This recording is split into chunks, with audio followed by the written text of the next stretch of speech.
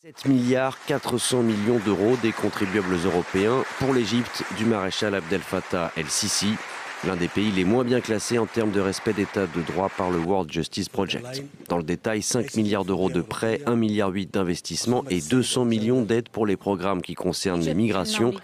La chef de la Commission européenne se félicite. Cette journée marque une étape historique avec la signature d'une déclaration commune pour un partenariat stratégique et global. Les discussions ont porté sur l'importance de continuer à affronter les défis communs, notamment l'immigration clandestine. Et nous avons affirmé notre engagement à lutter contre ce phénomène.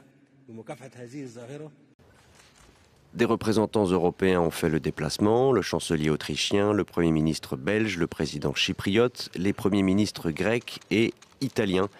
Giorgia Meloni, dont le pays est l'un des plus affectés par le phénomène migratoire en Méditerranée, veut convaincre les migrants de ne pas tenter la traversée. La meilleure façon de le faire, c'est de réaffirmer le droit des citoyens du continent africain à ne pas immigrer vers l'Europe.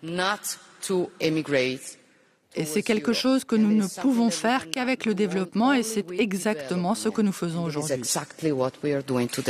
Le volet migratoire de l'accord ressemble à celui signé en juillet avec la Tunisie. Les Européens attendent des pays d'origine ou de transit des migrants qu'ils stoppent les départs et qu'ils réadmettent leurs ressortissants en situation irrégulière. Un scandale selon les ONG. Human Rights Watch accuse les Européens de chercher à arrêter les migrants en ignorant les abus. Refugees Platform in Egypt accuse Bruxelles de sous-traiter au Caire la restriction de la liberté de circulation des migrants. Près de 7,5 milliards d'euros, c'est de l'argent frais qui sera bienvenu en Égypte. Le pays criblé de dettes traverse la pire crise économique de son histoire et mise sur son gaz naturel. Intéressant pour l'Union européenne qui cherche à se passer des hydrocarbures russes.